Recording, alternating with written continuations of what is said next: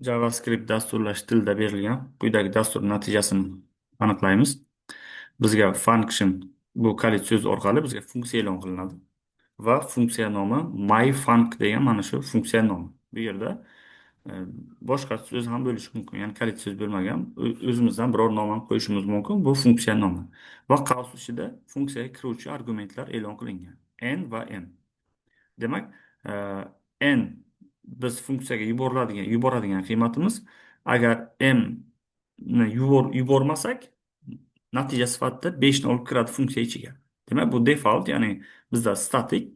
Biz agar funksiyaga qiymat m ni o'rniga ham yuboradigan bo'lsak, u holda o'z-o'zidan 5 bekor bo'ladi va biz yuboradigan qiymatni funksiya ichiga olib kiradi. Funksiya ichi deganda mana shu qism. Demak, bizga ana shu qism to'liq funksiyani ichi hisoblanadi va mana vardan boshlab o'zgaruvchilar e'lon qilingan bu yerda bizda.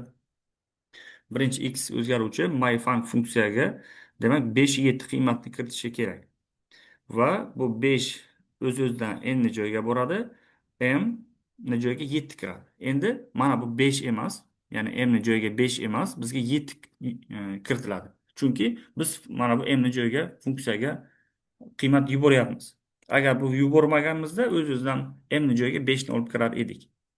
Endi n ni joyiga 5, m ni joyiga 7 ni olib kiradigan bo'lsak va shartga birinchi tekshirib ko'ramiz. 7 kattadan 5 dan. Ha bo'lganda shu u holdagi, ya'ni mana shu operator ishlaydi. Aks holda bo'lsa bunga else ga o'tamiz. Bu yerda demak a teng 3 ko'paytirilgan m 7 ga teng plus n 5.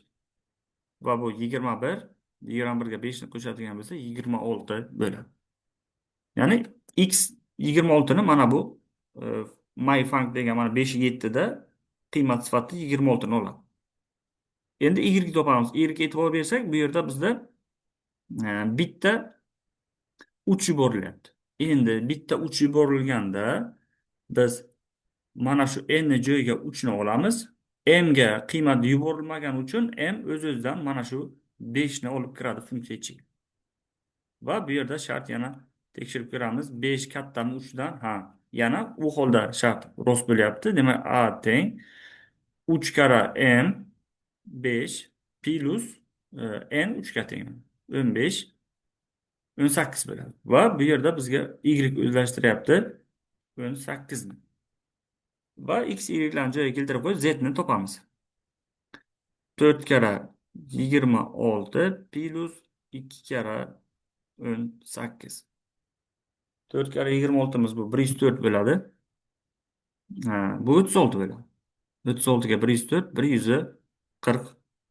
Z 140 dan teng va konsol log, ya'ni o'sha bizga ekranga, qora ekranga bizga z ni chiqar deyapti. Mana shu 140 natija sifatida chiqariladi.